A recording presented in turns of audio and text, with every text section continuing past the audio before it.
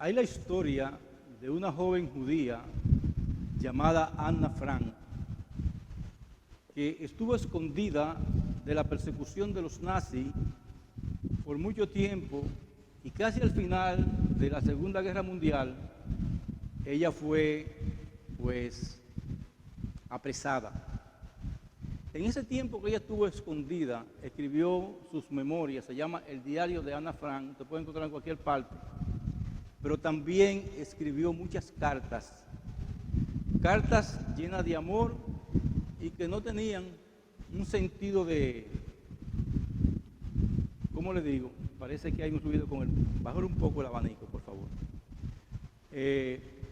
No tenían tanta orden en esa carta, sino que se mostraba el corazón de ella en medio de la situación que estaba viviendo. Escribió varias cartas y fueron cartas informales, pero llenas de amor y de compasión a quien él escribió, y mostrando que ella tenía un gran amor también hacia Dios, de la forma judía, pero también mostrando que ella, aún su situación, no estaba desesperada. Murió tristemente en un campo de concentración un mes antes de ser liberado ese campo de concentración por los ingleses. Pero su diario y sus cartas, usted puede encontrarla en Google sin problema. La pueden encontrar allí y esas cartas sirven para mucho consuelo. Pero recuerden, eso era una carta informal. Y esa es la manera también que se escribió a Filipenses, está bien. De esa manera se escribió Filipenses, es una carta informal. Yo quiero que vayamos a Filipenses capítulo 1 y seguimos la introducción de esta carta. Dice allí la palabra de Dios en los versículos 1 y 2 lo siguiente. Filipenses capítulo 1, versículos 1 y 2, dice el apóstol Pablo y Timoteo, siervos de Jesucristo, a todos los santos en Cristo Jesús que están en Filipos, con los obispos y diáconos. Gracia y paz a vosotros, de Dios nuestro Padre y del Señor Jesucristo. Vamos a orar. Te damos gracias, Señor, por tus misericordias. Ellas son nuevas cada mañana y nos permiten, Señor, de una manera muy especial estar delante de ti. Porque si no fuera por tu gracia y por tus misericordias, no pudiéramos estar, Señor. No solamente delante de ti, sino también en este lugar. Te pedimos, oh Dios, que este lugar, que es casa de oración y puerta del cielo en este momento, sea asistido de una manera muy especial por tu Santo Espíritu y que tus ángeles cuiden este lugar, pero que también tú le des palabra a tu siervo que va a exponerla y que bendiga, Señor, tu congregación a través de la palabra expuesta, tu palabra, Señor, revelada a los santos. Te lo suplicamos en el dulce nombre de Jesús. Amén. El saludo que el apóstol Pablo envió a la iglesia es semejante a los saludos de otras cartas del siglo I. Las cartas del siglo I comúnmente contenían tres elementos. Primero, identificación de los escritores, y aquí son Pablo, el apóstol Pablo y Timoteo. Segundo, la identificación de sus lectores, a todos los santos, obispos y diáconos, dice. Y por último, el saludo a los lectores, a todos los, dice, gracia y paz de parte de Dios Padre y del Señor Jesucristo. Sin embargo, hay algunas diferencias que refuerzan la naturaleza cristiana de la carta.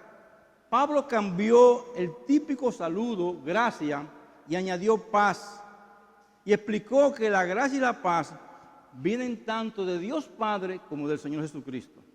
Ahora bien, las epístolas pueden ser formales, como decimos al principio, o informales. Las epístolas formales tienden a reflejar la provisión en el tema. La Escritura utiliza una presentación organizada y los temas son muy organizados.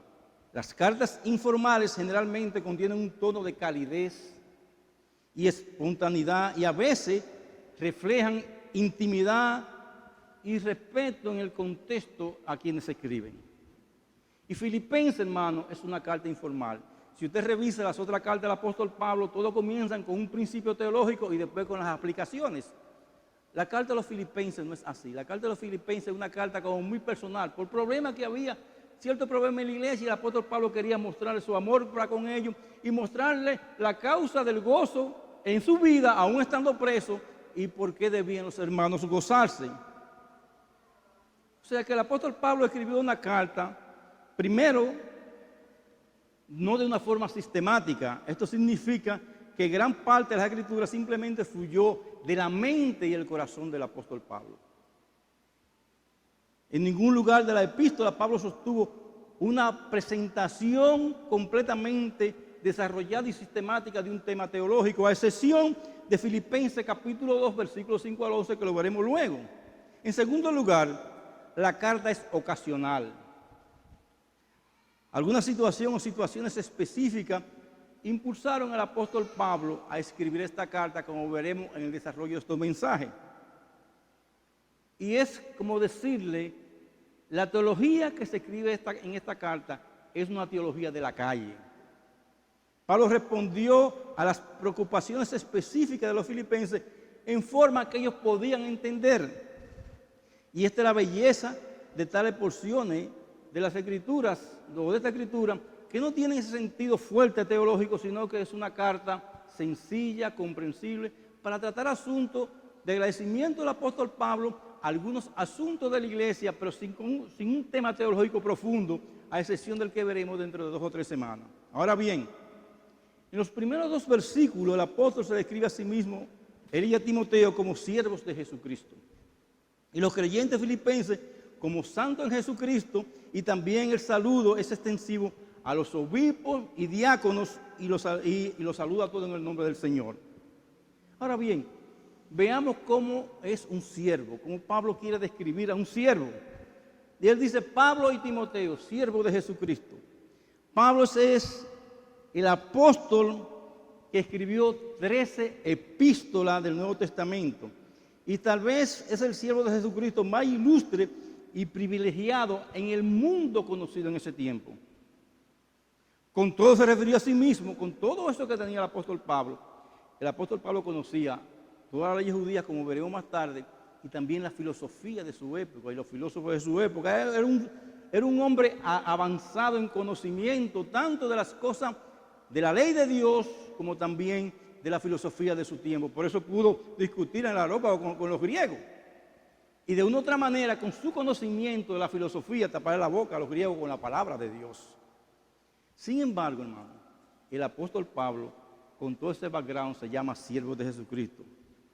Pablo nunca aludió a su autoridad apostólica ni al haber sido escogido para escribir parte de la palabra escrita de Dios. 13 libros de la Biblia son del apóstol Pablo.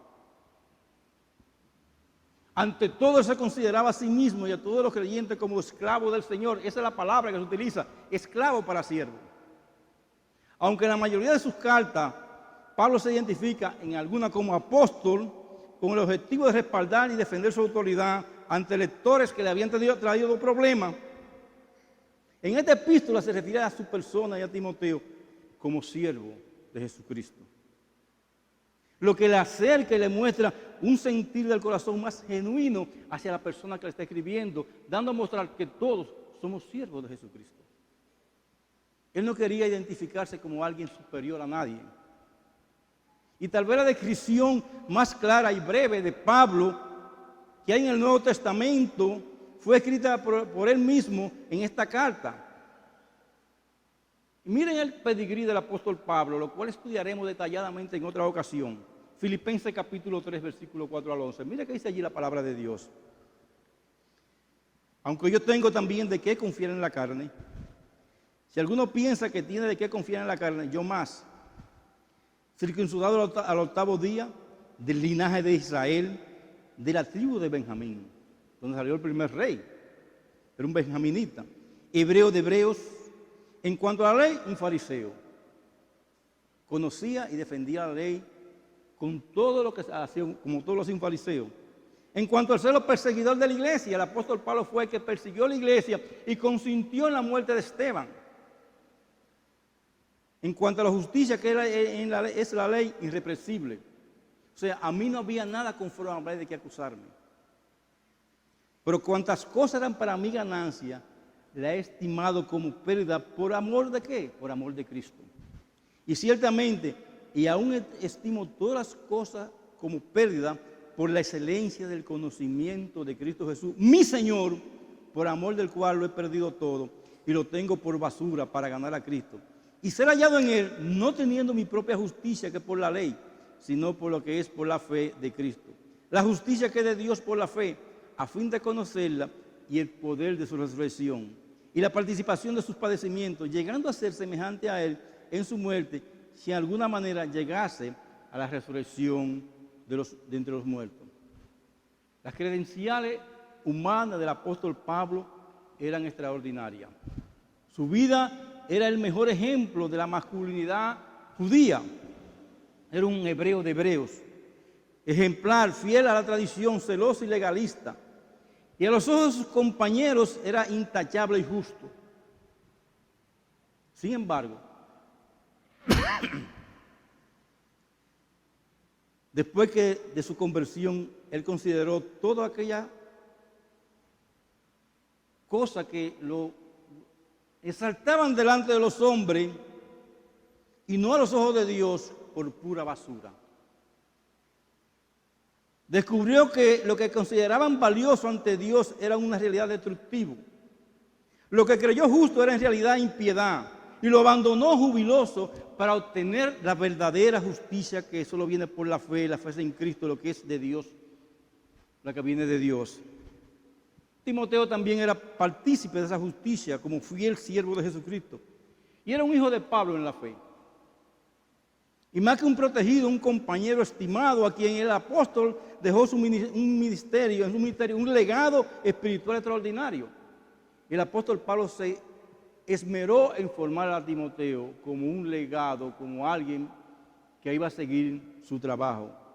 Sus dos cartas inspiradas dirigidas a Timoteo, una en la cárcel, en su primer encarcelamiento y otra después, hablan de ese amor que tuvo para formar este hombre que siguiera el trabajo que él estaba haciendo. Pablo formó su relevo. Y eso es algo, hermano, que muchas personas se niegan a hacer. Si usted revisa los políticos dominicanos, ninguno formaron su relevo. Revise la historia de los políticos dominicanos. Ninguno formó su relevo. El apóstol Pablo, hermano, es un ejemplo de esto. Y eso es algo que debemos tener pendiente los pastores, para que la palabra de Dios siga fluyendo con hombres serios y que conocen la palabra de Dios y que viven la vida de Cristo. Formar relevo conforme al corazón de Dios. Ahora bien, recordemos que el apóstol Pablo se identifica como un siervo, y la palabra siervo traduce el plural de un conocido término griego, doulo, que describe a una persona cuyo dueño es otro, al cual está subordinado y del cual depende. Pablo emplea el término para referirse a sí mismo al comienzo de 3 de sus epístolas: Romanos 1:1, Filipenses 1:1 y Tito 1:1. Y en cada caso antecede la mención de su apostolado, porque quería hablar de su autoridad, pero lo más importante es hablar de quién era él. No de su apostolado que Dios le había dado, sino de que lo que había en su corazón, un corazón de siervo. Pero también, si usted revisa la carta de Santiago, en su primer versículo habla también que era un siervo. El apóstol Pedro también, y Judas también emplea de igual forma. Los hombres de Dios tienen que llamarse siervos. Al emplearse en el Nuevo Testamento para referirse a la relación del creyente con Jesucristo como siervo, describe a un siervo voluntario y resuelto y consagrado. Refleja la actitud de un esclavo del Antiguo Testamento que rechaza la oportunidad de ser libre para someterse de una manera voluntaria a su Señor por toda su vida. Esa es la idea que tiene el apóstol Pablo. Y podemos ilustrar este pasaje en el Antiguo Testamento. La ley mosaica establecía lo siguiente: en Éxodo capítulo 21, versículos 5 al 6, dice allí la palabra de Dios lo siguiente: y si el siervo dijere, yo amo a mi Señor, a mi mujer y a mis hijos, no saldré libre entonces su amo lo llevará ante los jueces y le hará estar junto a la puerta al poste, y su amo le horadará la oreja con lesna y será su siervo para siempre. ¿Pero cómo? Un siervo voluntario. Y ahora en el Nuevo Testamento, acerca de lo que de los creyentes fieles, Pablo declara: ahora estamos libres de la ley, por haber muerto para aquella que estábamos sujetos, de modo que sirvamos bajo el régimen nuevo del Espíritu y no bajo el régimen viejo de la letra. Dice el apóstol Pablo: ya yo no soy siervo de la ley, ya yo soy un siervo diferente. Y a los Corintios explicó: porque el que en el Señor fue llamado siendo esclavo, es liberto de esa esclavitud, pero libre es del Señor. Y asimismo el que fue llamado siendo libre es esclavo de Cristo. Y bajo esta perspectiva, Pablo y Timoteo solo se consideraban el hecho de ser siervos de Jesucristo en el sentido más positivo. No se consideraban siervos de la iglesia de Roma ni de cualquier persona o institución, sino solamente de Jesucristo. Y Pablo les recordó a los ancianos de Éfeso aquella devoción sincera al encontrarse con ellos en Mileto, y escribió en Hechos capítulo 20, versículo 24 lo siguiente: pero de ninguna cosa hago caso, ni estimo precioso mi vida para mí mismo. Ya no es mi vida que estoy viviendo. Y agrega lo siguiente: con tal que acabe mi carrera con gozo y el ministerio que recibí del Señor para dar testimonio del Evangelio de la gracia de Dios. Ese era el sentir de Pablo.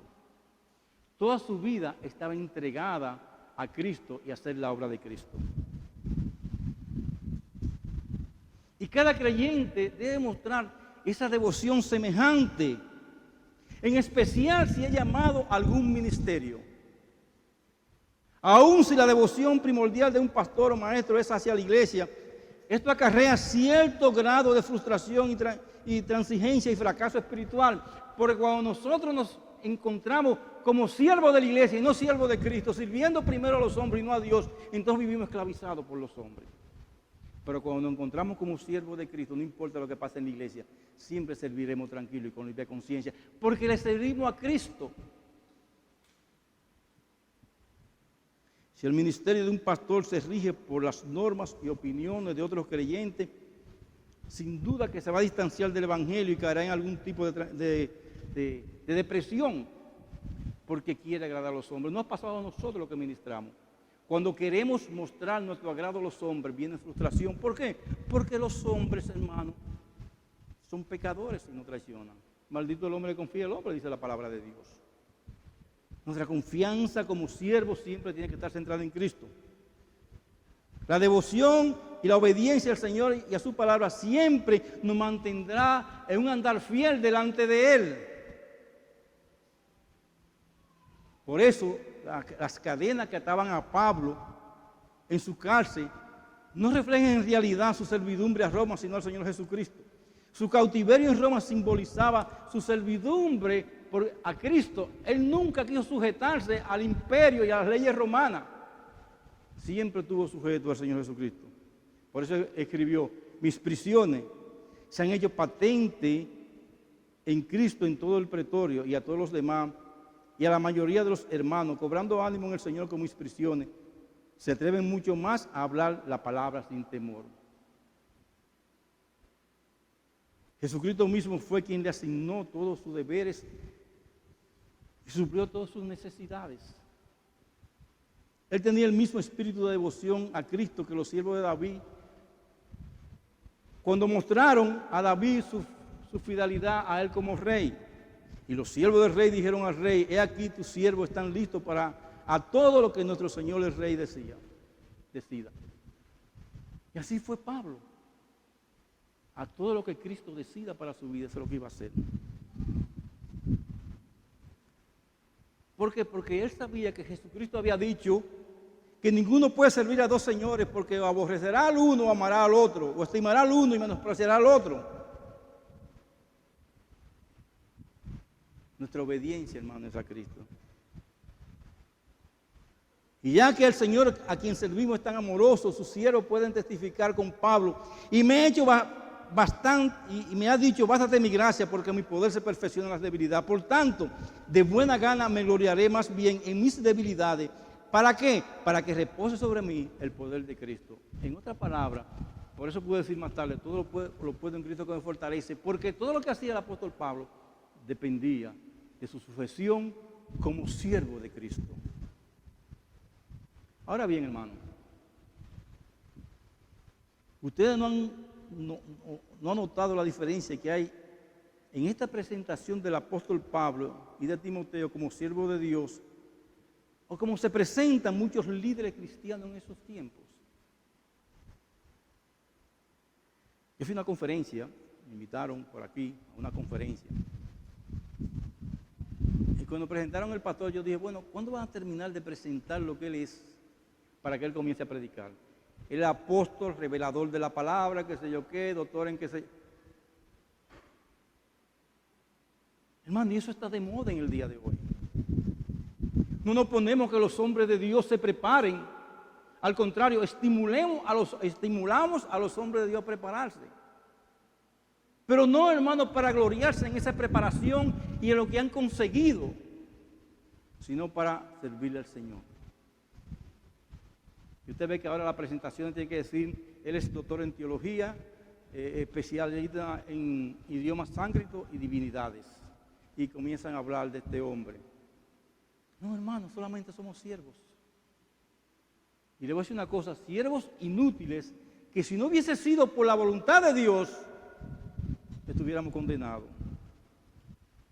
Estos apóstoles, profetas y profetisas contemporáneos, con sus vidas han distorsionado lo que es un verdadero siervo de Dios.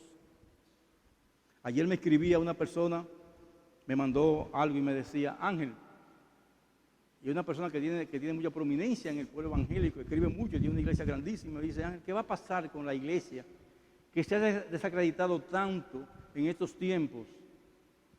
Y yo le contesté esto solamente, se han olvidado de que somos siervos de Dios. Nosotros, hermanos, eso es lo que somos. Somos siervos y nada más que siervos, y siervos de Cristo, esclavos de Cristo. Y cuando creamos otra cosa que somos diferentes, hermano, hasta ahí llega nuestro ministerio. Y cuando le robemos la gloria a Dios por lo que creemos que somos, también se acabó nuestro ministerio, por lo menos delante de Dios, aunque por delante de los hombres siga por un tiempo.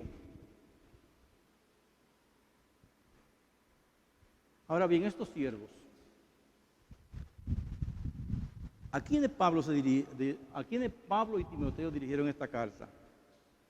A todos los santos en Cristo Jesús que están en Filipo, con los obispos y diáconos, dice la palabra de Dios. A todos los santos. Y santos no son solamente los piadosos, no es una élite especial en el cristianismo. Pablo se dirige su carta a todos los santos en Jesucristo que están en Filipo, a toda la iglesia. Santo es un término que se usa regularmente en el Nuevo Testamento para designar a los cristianos. La palabra en sí mismo significa apartado. Lo he explicado muchas veces en Israel y lo he explicado muchas veces el pastor Huáscar. Por la obra del Espíritu Santo en su corazón mediante el Evangelio, los creyentes han sido apartados del mundo, limpiados de sus pecados y declarados santos delante de Dios. Y esa es la condición de todos los creyentes en Cristo. Ay, pastor, pero hay mucha gente pecadora. Sí, es verdad. Los santos son los seres humanos pecadores a quienes Dios le ha mostrado un gran favor y a quienes le ha dado grandes responsabilidades. Y cada vez que encontremos este término, debemos recordar la dignidad que Dios le ha otorgado a aquellos a los que en amor ha apartado para que sean sus hijos. Y debemos nosotros, con todas nuestras debilidades, estar incluidos en esos santos de Dios. Pero por desdicha, se piensa frecuentemente que los santos corresponden a una orden superior de cristianos que llevan a cabo extraordinarias obras en su vida. Y ese problema ha llegado también, no solamente en la Iglesia Católica, también ha llegado a la Iglesia Evangélica. No lo toque porque Él es el ungido ungido de Dios que va a predicar? ¿O es la ungida de Dios? Sabemos que en la Iglesia Católica los santos son personas reverenciadas que son canonizadas después de su muerte de manera oficial en virtud del cumplimiento de ciertos requisitos. No obstante, la Escritura establece con claridad que todos los redimidos, ya sea bajo el Antiguo Testamento y el Nuevo Testamento, son santos apartados del pecado por Dios. Y todos los creyentes son santos, no porque sean justos en sí mismos, sino por la obra del Señor Jesucristo en su vida. Por eso es que somos santos. No por otra cosa.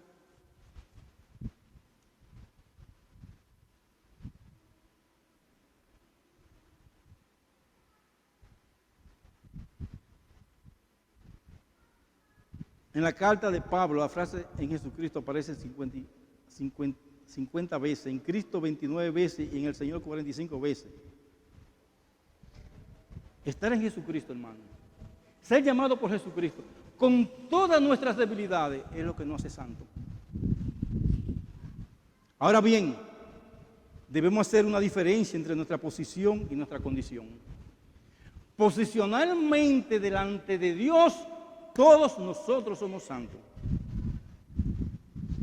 Y en la práctica esto significa que nuestro pensar, sentir, desear y hablar y actuar cada vez más debe estar en armonía con nuestra posición que Dios nos ha dado delante de Él. Es decir, somos santos posicionalmente, pero no podemos andar en pecado. No podemos andar haciendo lo que quiera, sino mostrando con nuestras vidas que nuestra santidad está reflejándose en nuestra forma de vivir. O la santidad que tenemos en Cristo refleja nuestra manera de vivir.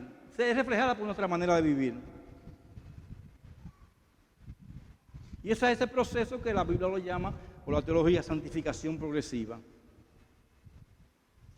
Y eso es lo que nos obliga, nuestra posición en Cristo nos obliga, de santidad, que somos santos en Cristo, nos obliga a vivir como santos, no como querramos. No es que ahora porque yo soy santo, en una manera posicional, yo puedo andar de la manera que yo quiera. No, yo tengo que reflejar en mi vida que esa santidad se ha hecho patente y se ha hecho real, aún con todas nuestras debilidades.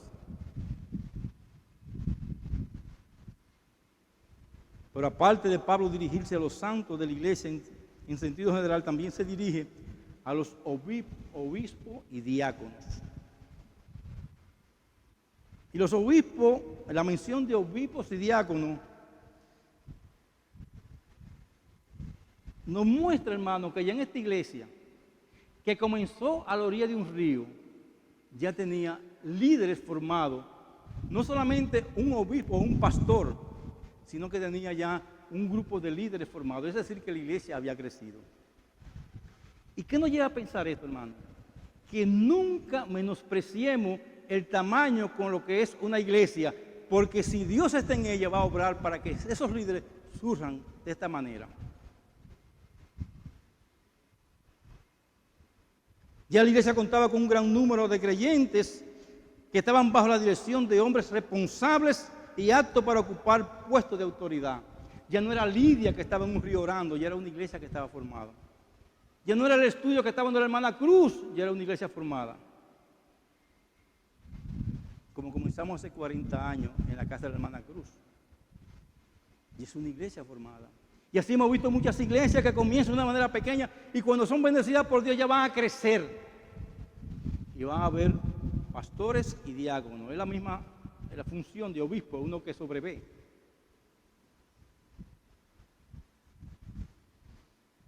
Y estaban ellos a cargo de la iglesia. Y ya que estos puestos han sido instituidos por Dios, también nos demanda una actitud especial hacia la persona que ocupan dicho cargo. Porque muchas veces, hermano, hay un menosprecio hacia lo que sirven que es antibíblico. En Hebreos capítulo 13, versículo 7 y versículo 17, señala cuál debe ser nuestro trato y comportamiento hacia los siervos de Dios, hacia a quienes Dios ha puesto, no porque ellos merezcan nada, sino por lo menos respeto de estar establecidos como esos siervos que sirven. El escritor sagrado de la carta a los hebreos nos insta a acordarnos de ello, considerar el resultado de su conducta, mirar su fe, obedecerle y sujetarnos a ello. ¿De por qué? Porque de esa manera como nosotros tratemos a esa persona que sirve, va a depender incluso la vitalidad de la iglesia. Porque ¿qué? Lo van a hacer con alegría, dice la palabra de Dios.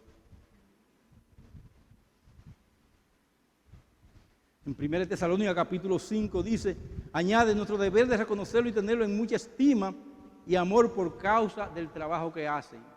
Y aquí quiero decir algo de nuestros diáconos y otros pastores. Estoy hablando de los diáconos de esta iglesia que están haciendo una labor que debe ser no alabada por la iglesia, sino reconocida. Estos hombres se han encargado, hermano, de que estas cosas funcionen, de que haya predicación todo el tiempo en la iglesia, de que no se merme la palabra de Dios y han sido celosos con guardar no solamente la parte física de la iglesia, sino también la parte espiritual. Y eso debe motivar a la iglesia a tenerlo con cierta honra. Mi pregunta es, ¿lo está haciendo usted? No estoy diciendo nada que esté fuera de la palabra de Dios en cuanto a la honra de estos hombres. No es que lo gloriemos, porque el único que merece la gloria en la iglesia es nuestro Señor Jesucristo. Pero la Biblia nos manda a reconocer a estos hombres. Y le voy a decir una cosa, aunque no tienen el título oficial de diaconisa, aquí hay mujeres también que deben ser reconocidas por su trabajo. Y no vamos a mencionar nombres. Le damos gracias a Dios porque Dios hasta el día de hoy ha puesto en esta iglesia a hombres fieles para servirle. Con nuestras debilidades. Por eso merecen cierto respeto. No adoración, no como están buscando en el día de hoy muchos líderes que lo encumbren. Yo he visto cosas, hermano, en iglesia en estos tiempos que a veces yo digo, yo no voy a entrar a ver esto. Hay pastores que no pueden pisar la tierra y un grupo de hermanos se acuestan en el suelo para que yo lo puse para arriba hasta que yo llegara al púlpito. No estamos hablando de eso. Eso es pecado, eso es perverso.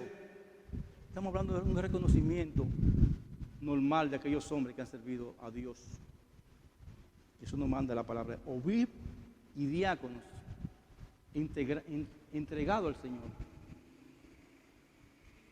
Pero ¿qué dice este saludo, hermano?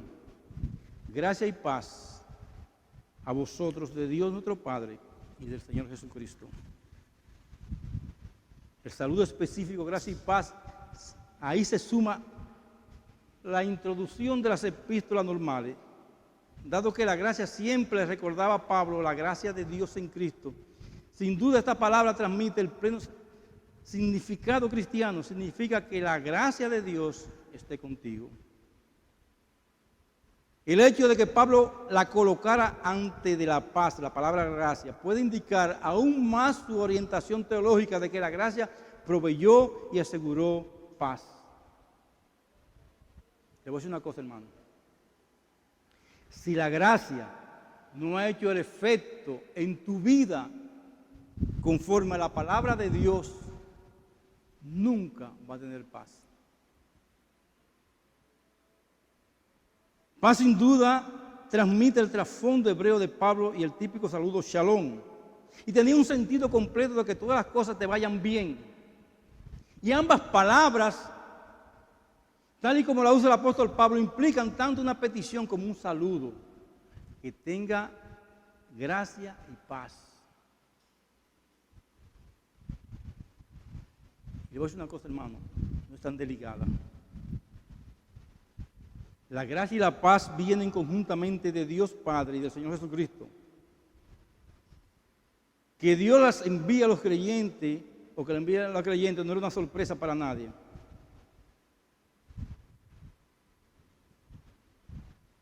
Si no hay gracia en tu corazón, si la gracia de Dios no ha obrado en tu vida, no vas a tener paz.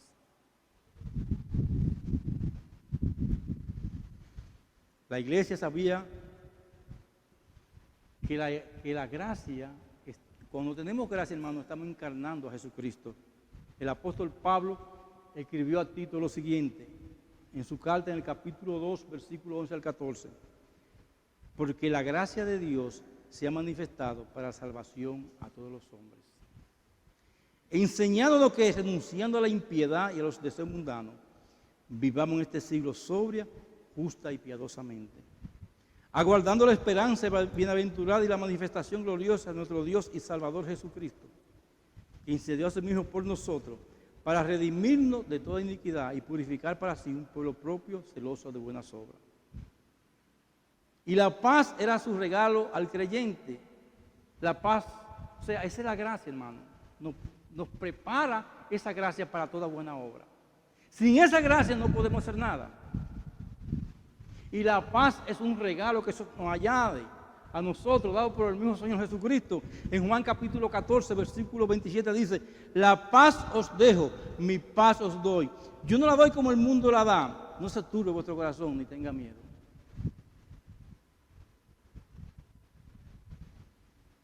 Y agrega en Juan 16, 33, estas cosas os he hablado para que en mí tengáis paz. En el mundo tendréis aflicciones, pero confiad, yo he vencido el mundo. Al combinar así la obra de Dios y de Jesús, Pablo reflejó su profunda convicción de quién era Cristo y de quién era Dios el Padre. Ambos son los que nos dan eso a nuestras vidas. La gracia y la paz vienen a través de Cristo. Vienen a través de Dios el Padre. Si no estamos en Cristo, no vamos a tener gracia. Si no estamos en Cristo, tampoco va a haber paz. Y eso es lo que el mundo no entiende en el día de hoy. Como cantaba un himno, es la paz que el mundo no entiende. ¿Por qué? Porque estamos confiados que el Señor, que todas las cosas que están pasando, Dios la está haciendo y debe haber paz en nosotros, porque al final de cuentas, Dios tiene el control de todas las cosas. Ahora bien, la palabra gracia y paz forman una mancuerna de gran importancia. Y pueden recordarnos la causa y el efecto de la salvación que experimenta el que viene por fe a nuestro Señor Jesucristo. Porque por gracia sois salvos, subraya el mismo apóstol Pablo cuando escribió en Efesios capítulo 2, versículo 8. Dios nos ofrece algo precioso que no merecíamos, gratuitamente por medio de la fe. No merecíamos el perdón, ser transformado en nueva criatura, la vida eterna, ser hecho hijo de Dios, convertido en el templo del Espíritu Santo, ni recibir todos los demás beneficios de la salvación en Cristo. Pero por su gracia y misericordia, no recibimos lo que en verdad merecíamos. Merecíamos el infierno. Pero ahora que estamos en Cristo, nos dice, justificados pues por la fe, tenemos paz para con Dios por medio de nuestro Señor Jesucristo. Es la paz que el mundo no va a entender. Y muchas veces nuestros familiares no van a entender. Y esa gracia y esa paz nos llevan hoy a recordar que fue por su muerte en la cruz del Calvario que la obtuvimos. Es gracia de gratis para nosotros, es paz de gratis para nosotros, pero por medio del sacrificio de Cristo. Él pagó el precio de nuestros pecados para que nosotros vivamos con esa gracia y vivamos en paz. No por nuestros méritos, porque solo merecíamos el infierno, sino por su muerte. Ayer hablaba con una persona y me decía, porque yo tengo uno de los defectos míos de ver muchas noticias a veces. Ángel, y esas noticias que estamos viendo, ¿no te causan inquietud? Yo digo, bueno, por lo que puede pasarle a otras personas, sí me causan inquietud. Pero no por lo que pueda pasar a nosotros, porque nosotros estamos en las manos del Señor, que nos ha dado su gracia y nos ha dado la paz. No se turbe vuestro corazón, dijo el Señor, creed en mí, creed también en Dios. ¿Por qué turbarnos en estos tiempos? Por la sencilla razón de que la gracia no está operando de la manera que debe operar en nuestras vidas. El apóstol Pablo lo escribe y dice, gracia y paz. hermano, el mundo se va a poner mucho más difícil. Están pasando cosas que nunca usted había escuchado. En la ciudad de Nueva York cayó más agua en 2 días que todo un siglo. Se están quemando los bosques de California. Se ha quemado más tierra en California que la cantidad de terreno que tiene República Dominicana. Lo que está pasando, hermano, cómo se está desmoronando el imperio norteamericano. Y hoy anuncia que China va a tomar Taiwán porque los americanos no están respaldando a nadie. Y eso ha creado inquietud en el mundo, pero nosotros sabemos que todo eso está en la mano del Señor. Y eso debe de traernos la paz. Por eso el apóstol Pablo hace ese énfasis, la gracia y la paz. La gracia de Dios que nos lleva a estar en paz en cualquiera que sea nuestra situación. Y quiero hacer énfasis en esto, hermano, en esta mañana. El saludo es importante del apóstol Pablo. Todo lo que hemos visto que un siervo de Dios es importante. Que se escribe a los obispos y los diáconos que es importante, a los santos. Y todo eso. Es para ellos la carta. Pero el énfasis del apóstol Pablo está en esa gracia y esa paz que Dios nos da a nosotros en medio de las situaciones que estamos viviendo.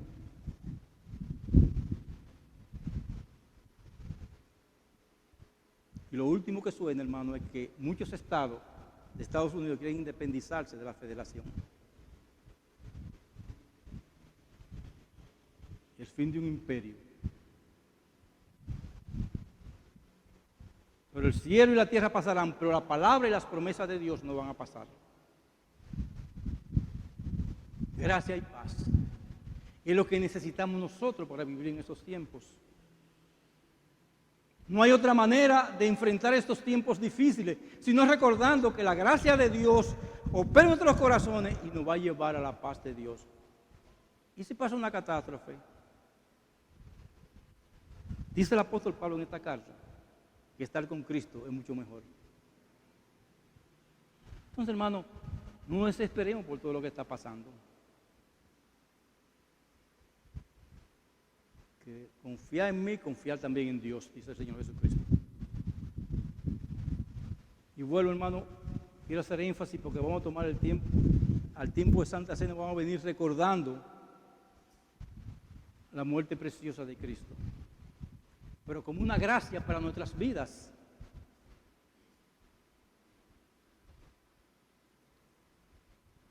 Una gracia, hermano, que nos ha preservado de muchas cosas. Y eso trae paz.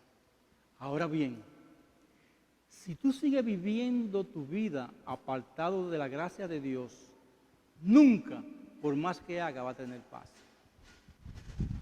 Si tu vida está centrada en otra cosa que no es la gracia de Dios, tu vida no va a tener paz. No importa cómo y lo que haga, siempre va a andar en tinieblas y en zozobra. Por eso te invitamos en esta mañana, que si no conoces la paz de Cristo, hoy es el día de la salvación para ti, para que Cristo gobierne tu corazón. Y si te ha apartado como creyente de esa cercanía con Cristo que da su gracia y que te trae paz, que vuelva a los pies de Cristo.